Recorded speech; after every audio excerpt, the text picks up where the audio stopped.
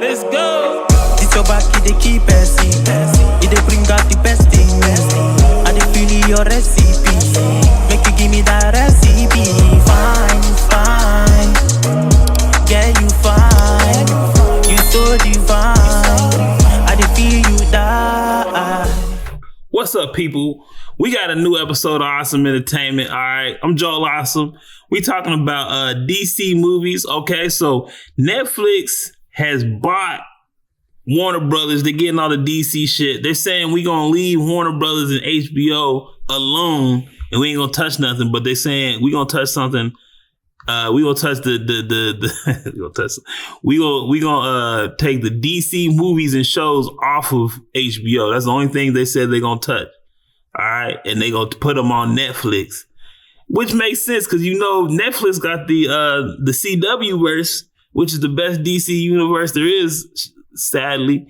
But you know we gonna rock. Let's see what John Campia got to say. You know, as the whole drama starts to unfold and continue, he gonna break it down for us. Paramount and their quest to get Warner Brothers. Remember, as of right now, Warner Brothers has picked Netflix.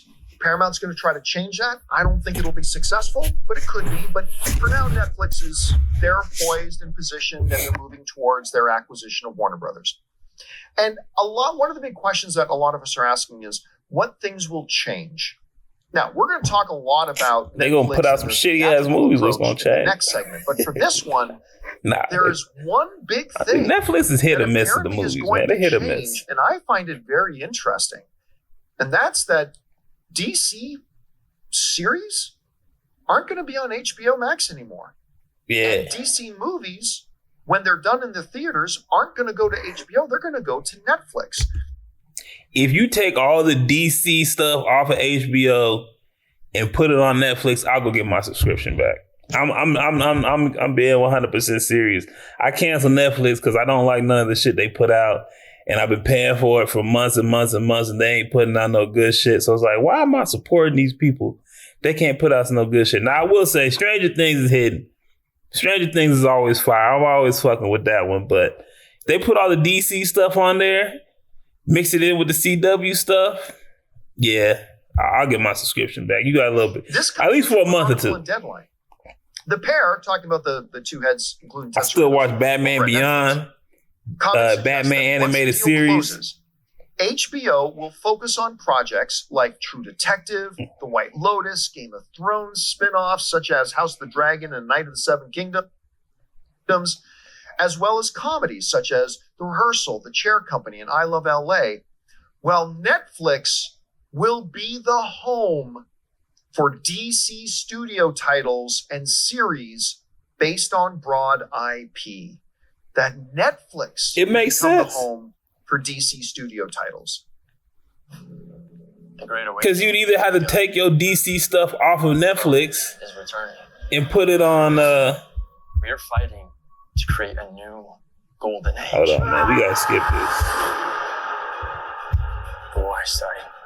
Y'all ain't paid to get y'all commercials on my motherfucking channel. Ain't nobody want to know. I'm going to say this. The more I think about it, this kind of makes sense in the sense that it makes complete sense. You know, when he's saying, look, we want HBO to focus on shows like True Detective, White Lotus, the Game of Thrones stuff, high prestige television. That's what we want, including high prestige comedy, like The Chair Company and things like that. Now, if y'all watch that Night of the Seven Kingdoms trailer, you know, DC content might be Game of Thrones might be falling off, sadly. I hope once not. It hits its streaming world, right? And I kind of dig it. I actually think it kind of works. Now, can you dig it? I dig it. Give me pause is that when I think of shows like Penguin, that show to me is kind of prestige television. And, yeah. I mean, you do want to put it all under one roof. And I think instead of like dispersing DC content, some on HBO, some on Netflix, put it all under one place. Makes sense. Look, if it was up to me and they called me and say where to put it, I'd put it on HBO Max. That's right. That's crazy. They called me up and tell me where to put it. Anyway, it only makes sense for the DC content to go to Netflix. It almost got to because Yeah, you can't have them on both networks. And if you had to pick one, you're not gonna pick the one you just bought. You're gonna pick yours. It's like, no, it's our shit. So, and in my opinion, DC was probably the most valuable thing they have for making new IPs. Like their old IPs, Game of Thrones, Sopranos, all that stuff is, valuable. But the most valuable is the shit you're gonna make next. And DC is gonna be what you're gonna use to, create your own Marvel universe. That's despite the falling off of Marvel and the movies that are flopping, they still making more money than most people. If you look at the top 10 movies this year, some of the movies that everybody's hating on, like Captain America and Thunderbolts, are still up there. They're still top 10. So superhero movies ain't dead. DC's to me is the most valuable asset they acquired. Putting that stuff on Netflix at the same time, guys, we want to take a second. Oh hell no! Not no more commercials. Nah, hell no. Guys, if you were anything like me, you swear every year you're going to be on top of your Christmas shopping. Man, I already bought my Christmas gifts. The shelves are empty, and you're standing around. And I'm broke. Frames.com. Time for the holiday. Y'all better be happy. Max. At the same time, now they're not talking about that, but one of the changes I guess we can expect to see is that we're going to get the DC content put over there. What do you think about this? Well, it's funny you mentioned that, because yesterday I was having a conversation with somebody I know deep inside Warner Brothers, and they were much more enthusiastic about Netflix taking over than Paramount Skydance. And they brought up something. I don't know if that's a good thing, but we'll find out. Related property. Okay. And I won't say what it is, but it's a television property. And they were talking about wanting to get it remastered for today, because it's a beloved property that's not, and how they don't have the money to remaster it. They can't justify the expense of remastering this property, but they said it should get remastered. And the what person is it? didn't say this directly, but the insinuation was that I bet Netflix would remaster this property. Would and it would be something that would immediately go on, because if you think about it, look at all the previously existing. I mean, that's a good point. That's a good point. Existed forever. I mean, you've got animated shows. It's huge. It's monstrously large. You've got all the movies. Yep. And I have to say, yeah, Superman 4: The Quest for Peace, nice, yes, is not. I was not expecting that reference today. It's not an HBO movie. I mean, it's on HBO, but you don't go to HBO looking for Superman: The Quest for Peace. I don't think you go looking for Quest for Peace. Period. Well, yeah, that's true. Damn. But I do think, and James Gunn said about lanterns, he didn't really understand how these things go. I think what's really interesting is DC Studios. I mean, Penguin is a one-off, but they're probably, DC Studios, I think, is a much better fit, if this makes sense, with Netflix, in the sense that, like you said, HBO is more for prestige adult programming. Yeah, I mean, he got a point. HBO is grown folks television. And when you put in the superheroes and the fantasy, it's like, this don't really fit. I do feel like Penguin fit. Penguin was an HBO show. It was hardcore, you know what I'm saying? But like, even Batman, I watched Pennyworth on HBO about Alfred. And the Batman shit can kind of stick with HBO, but once you get to Superman and Green Lantern, you're like, this ain't really adult content. This is really more, immature content for people like me and us. Oz, you know what I mean? Like us. The Wire. Yeah. And that's where it belongs. Now, you can put Oz on Netflix, sure, but I wouldn't want 9-year-old Timmy watching Oz. Let me tell you, I don't want that to, or even Dream On. Dude, there's some softcore porn on Netflix. They're totally straight. Well, now there is, Hunting Wives or whatever. Yeah, I would rather have 9-year-old Timmy watching that. But as I would be, actually, 9-year-old Bobby would watch both. But I loved Oz. But I do think it's a good idea. I think if they're making these kinds of thoughts, I think they're really thinking this through. At least it gives me an indicator that they're thinking things through. Because even James Gunn said, "I don't know how HBO does things." Whereas Sarandis is like, James Gunn, you have your shows, you know what you're doing. You're DC Studios, you're coming over to here. We trust you. I can see that. Don't do that. I can see that happening because look, don't do that. Don't just be trusting motherfuckers blindly. Come up with a plan. Look, the plan has been the same. The worst part is the plan is blueprinted. You just need to copy the MCU. Okay? Now you're in a situation where you're Netflix. You don't really want to release everything in theaters. Look, just do. You could do TV shows or movies, but I would do TV. I would actually do TV shows. Because, you can spread it out. You know what I mean? It's a little bit longer binge. You can get a little bit more in depth with the characters. But I think there's an issue when you do TV shows and movies because it's kind of a back and forth. The good thing about the MCU, once you were just watch, everything was a movie. So everything was spectacular. Everything was spectacular. It was big. It was grand. It was fantasy. There was colors and shit going all over the place. And then you go to the TV shows and it's like, we're going to cut the budget here. Cut the budget here. And it's like, it's not really as grand. It doesn't feel like it fits into the universe as well as it needs to. The best thing was the Daredevil shit because it was dark. It was like, it wasn't like a different world, but it was like the lower part of a crazy world of Marvel. You know what I mean? It was dark. It was, blood. It was rated TVMA. You know what I'm saying? So I would think DC, honestly, what they should do, I would go with shows. You know what I mean? I would stick with a couple one-off movies, but you ain't getting people coming to the movies for any of that stuff. So if you're going to do a universe, I would do a universe with shows. You already got the CW universe.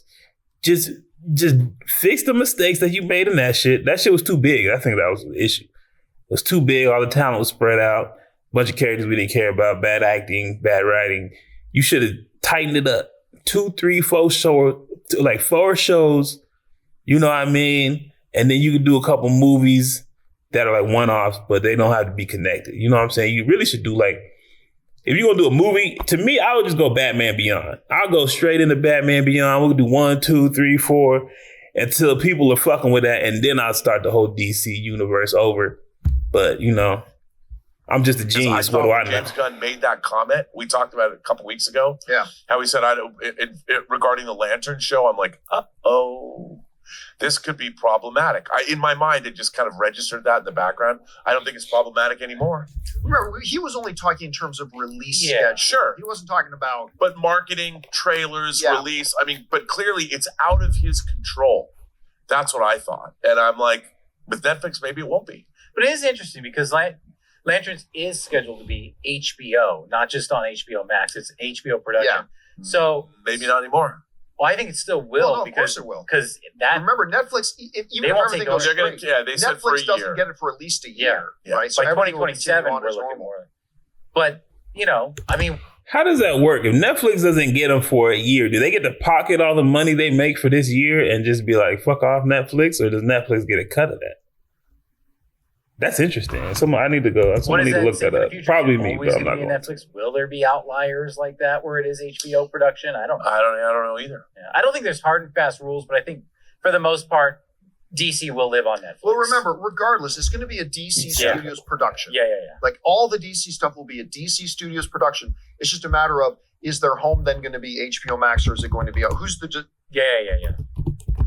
Pardon me, the streaming distributor. Mm-hmm. Is the streaming distributor HBO Max or is the streaming distributor going to be Netflix? How will they handle that? But it's all going to be still James Gunn's production, James Gunn and Peter Safran's production. So still, I think this is a really interesting little thing for us to keep our eyes on. Anyway, guys, question is for you. What do you think about this? They're kind of saying that the DC stuff, the television series. All right, this is interesting. I just looked this up on Google. I might post it. It's the Google AI though, so it might be wrong. AI be wrong sometimes. But I said, does Netflix get Warner Brothers revenue in 2026?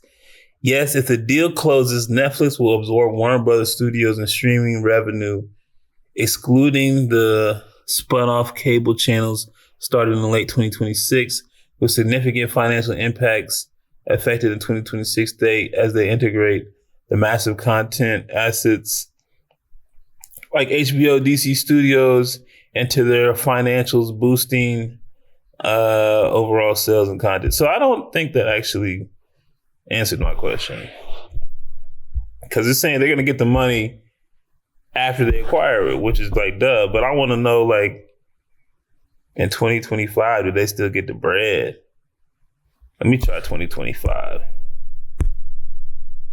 2026 first quarter. I'll do that. No. Okay, so the answer is no. Netflix will not get Warner Bros. Revenue in the first quarter of 2026. The acquisition is a multi-step process, and the deal is expected to close in the second half or the late 2026, or even later, depending on regulatory approvals and potential ongoing bidding war.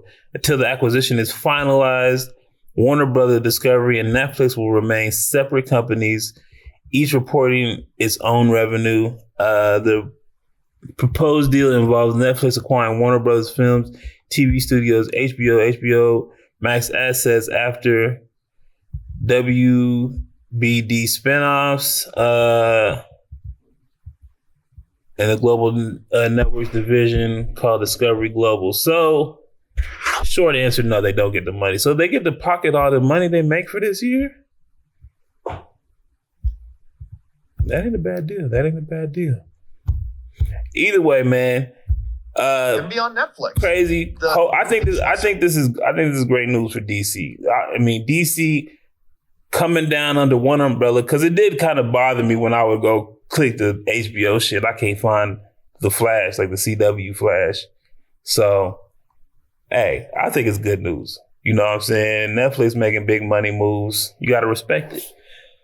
All right, man, I'm out of here. Hit like, hit share, hit subscribe. Now. Don't play with my patience, man, they gone with the flow when they tryna fake it. That's not the way I roll, that's not the combination. You start off with the dough before you start the conversation. No one start the salutations, man, don't play with me. I'm coming from a place they would hate to be. I'm going through a phase you would hate to see. They say this life's a trip, ain't no telling where it's taking me. When you on the edge and you make your next move, better be your best. Before you throw it to the depths, better reinvest. Man, I count every moment and count every step, so I know I'm blessed. Now it's time to